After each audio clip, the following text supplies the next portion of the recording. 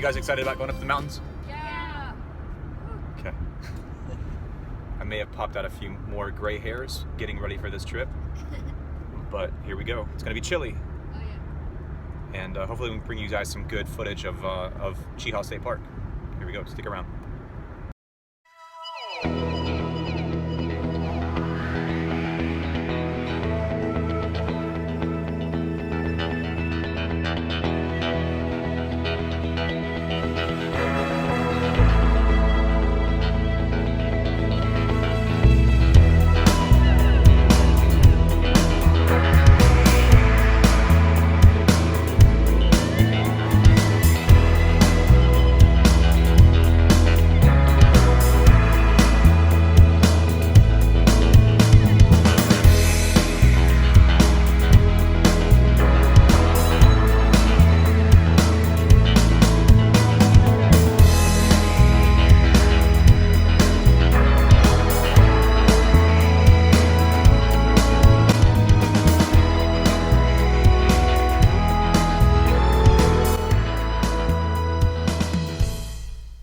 Cheaha State Park is located in northeast Alabama, and it is about equidistant from both Atlanta and Birmingham.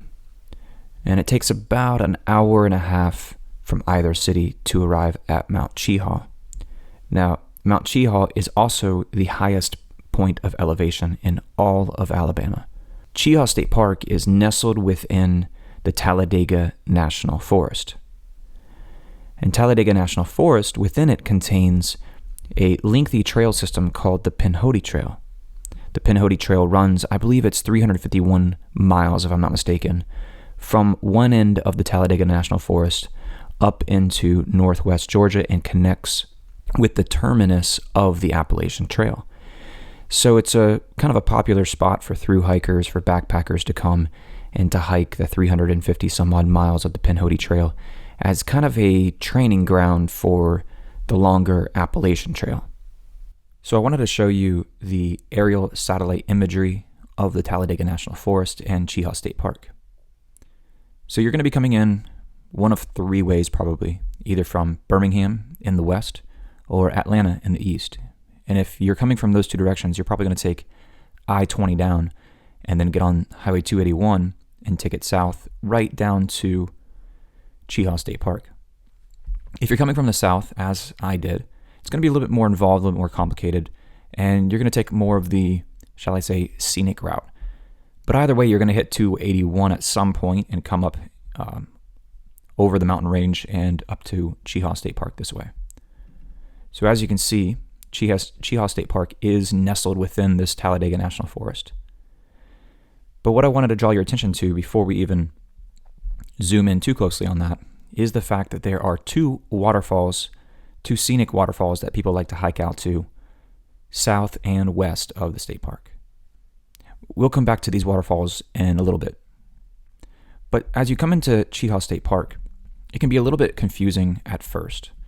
You'll come in and this is the visitor center where you'll come, and it's also the camp store. It's kind of like a general store. This is where you'll come in and get the tag that you need if you made reservations in advance, or if you need to come and make reservations, this is where you'll do that as you pull in. So the camp store has everything from basic necessities to firewood, ice. There's also a gas pump, which is really nice here at the camp store. I had to use that because I came up on the mountain with a quarter tank and did some driving around to different waterfalls and things. And actually was kind of cutting it close when we were leaving the mountain. So I just, I took, maybe put a couple gallons from this gas tank. It's, as expected, a little bit more expensive than if you were to get it down, in the next town or whatever. But it is really nice that that's available to you. And then there's RV dump stations and parking there. So as you come into the state park, you're either going to go right or you're going to go left here at this fork in the road. Right will take you up to the summit of Mount Cheaha and also the upper primitive campsite. That's where we went. But as you're passing that, as you're going to the right, you'll pass the lodge here. And these are kind of like hotel style rooms that you can rent that have a beautiful scenic view on either side of them. And then just down from that is the Vista Cliffside restaurant and a swimming pool that's available to those who make reservations. So as you come up to the summit of the mountain, if we hang a right here, you'll notice this is the upper primitive campsite. Now the upper primitive campsite is called such because it does not have electricity or water available at each and every campsite. Some campsites did have like a more primitive pump style water tap available, but others had none. Mine had neither. However, my campsite was about right here, and the bathhouse was here, and there's a pavilion there as well. And there we had, like I said, running water, electricity, and so we were good to go with that. The only thing about being close in this spot right here is, two things. There are streetlights along this road here, which is very unfortunate because when you're trying to sleep at night and you're just 10 feet, 15 feet off the road, it makes it kind of difficult to have a streetlight on nonstop.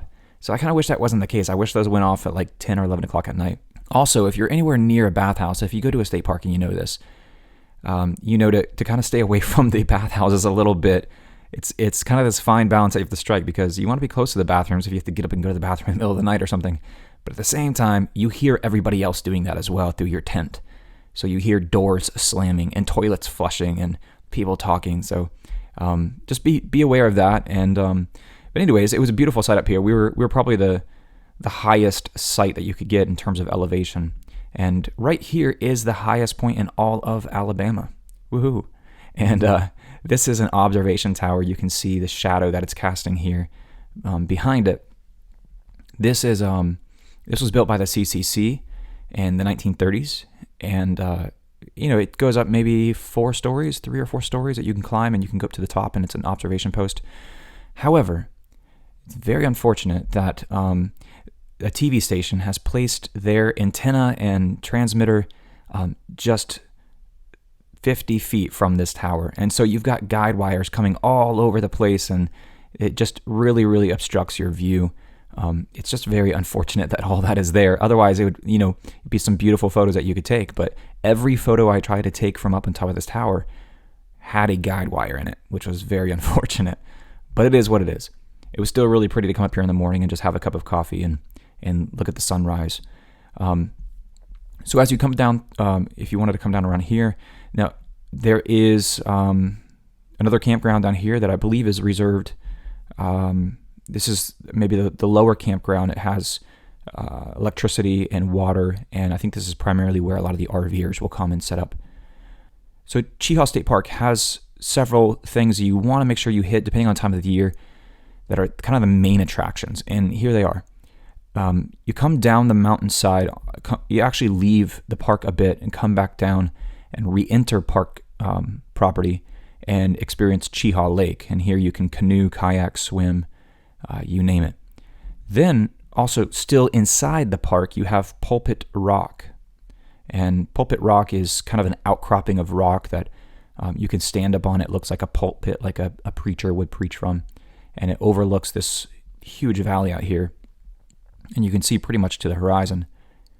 The other attraction people want to go to is the observation tower, obviously, which I kind of already touched on. But then the Bald Rock is another one that people want to experience and want to come to. Bald Rock is out here. It's a boardwalk, which let me show you some B-roll footage of that. Now, I timed this walk from the moment that we parked to when we got out to the actual landing at Bald Rock. It was a 7-minute walk one way, and it's all boardwalk, and it seemed like it was all completely handicap accessible. But once you get out to Bald Rock, it is absolutely stunning and beautiful. I was thinking about maybe flying the drone out over the valley just to kind of give it maybe show you what it looked like from 300 feet out. But the wind gusts were just so strong. It was like tropical storm level winds that would just gust through this area. Really pretty, and there's people that were climbing all over the rocks and taking photos and everything. And that's the only thing is I was doing this on a Sunday, and there were a lot of people out here. But I want to take you now, and I want to focus our attention on the waterfalls.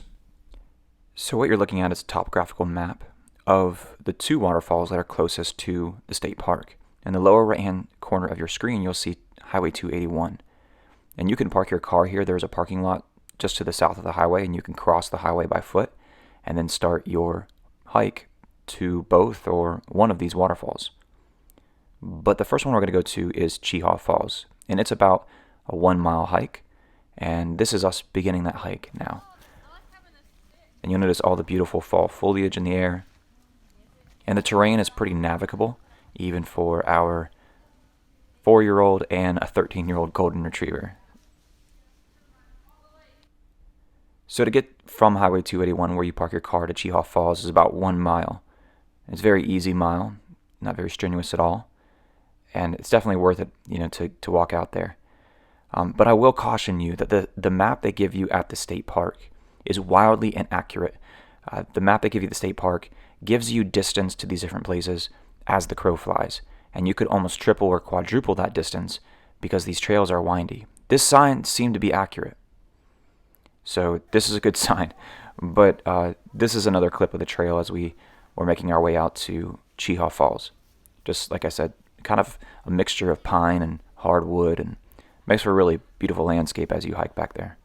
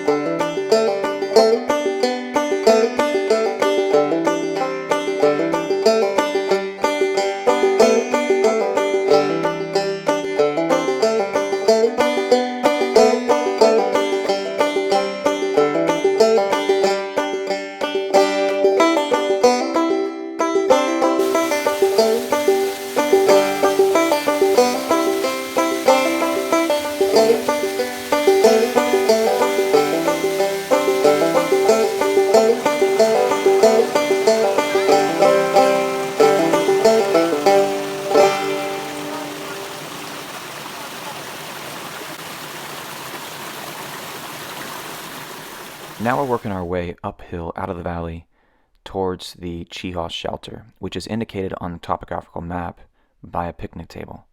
This is a pretty steep climb up this hill, but eventually we made it, and unbeknownst to us, we accidentally left 2 boys' shoes at Cheaha Falls. So now we have 2 boys who are currently barefoot at this point forward.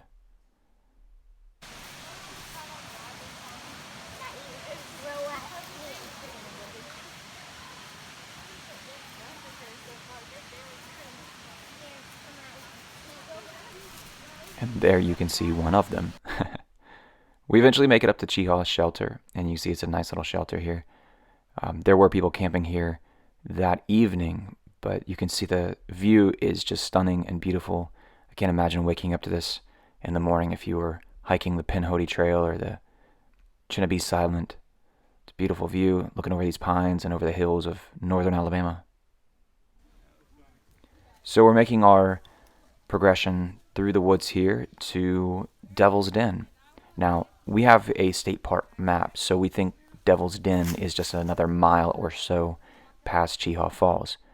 And don't make the same mistake, because Devil's Den is probably, we're looking at another, 3 to 3.5 miles past Chihuahua Falls at a minimum. Now, Devil's Den is absolutely worth it. It's a beautiful waterfall. It's actually a series of waterfalls, which I believe are flanked by a cave, which is how it got its name, Devil's Den. But you'll notice on the topographical map here that this hike is a pretty strenuous hike. You're going up and over quite a few hills here, and then you kind of fall back down and you follow the creek basin in that valley, and then it kind of tends to slack off a little bit and get a little bit easier. However, the distance this hike, I want to caution you that you got to be committed. There may be an easier route if you actually go over to the Lake Chinnaby recreational area, park your car there, and then walk the 3/4 of a mile back into Devil's Den. But let me show you some footage of Devil's Den. Enjoy.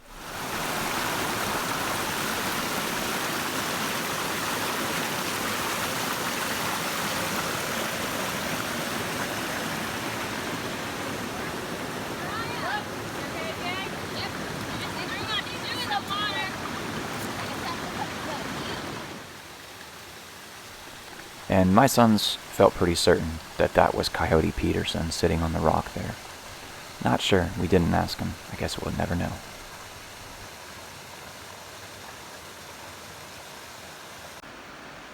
And if you look closely, you can see the second boy up ahead on the trail who was barefoot.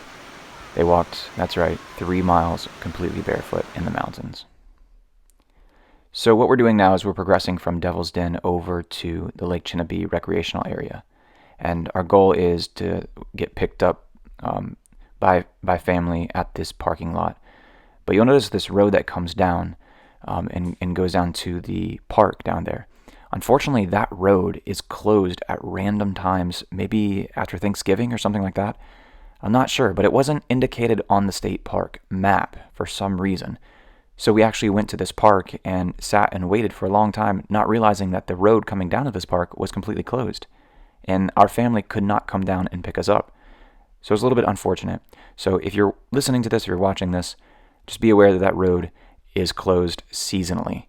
So don't bank on the fact that you can use that to access Devil's Den Falls. I would ask someone who works for the park and just double check when that road is closed.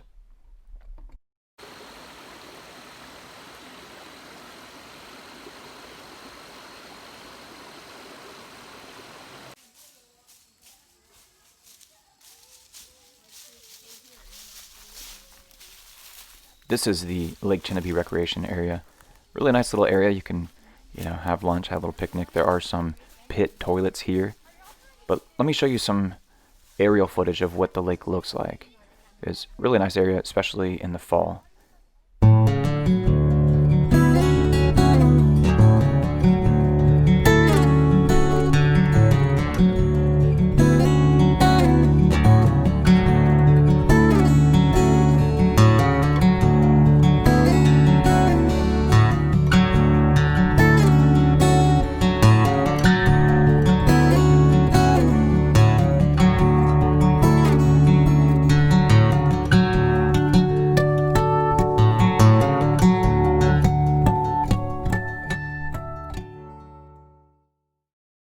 Well, the final place I want to take you guys to is actually way outside the park and due south of Cheaha State Park, about 20 to 25 minutes.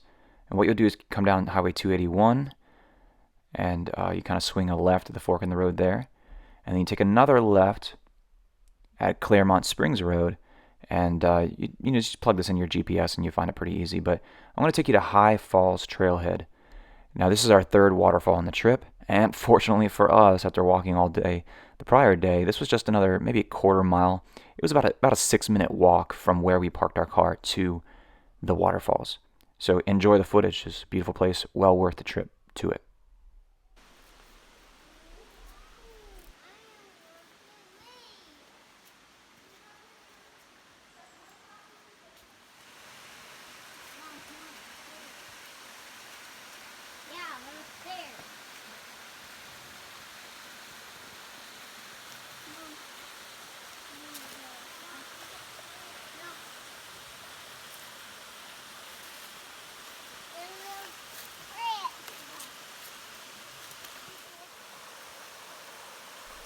Well, I really appreciate you guys watching this far. If you don't mind, hit the thumbs up button and subscribe for more videos like this. It really helps us as a family out. You can also subscribe to our Patreon page. The link is in the description below. And it just helps us pay for expenses to go to cool places like this so that we can show them to you and hopefully inspire you to get out there and enjoy some of these things. But in the meantime, guys, until the next video, I hope you have a wonderful day and keep it real.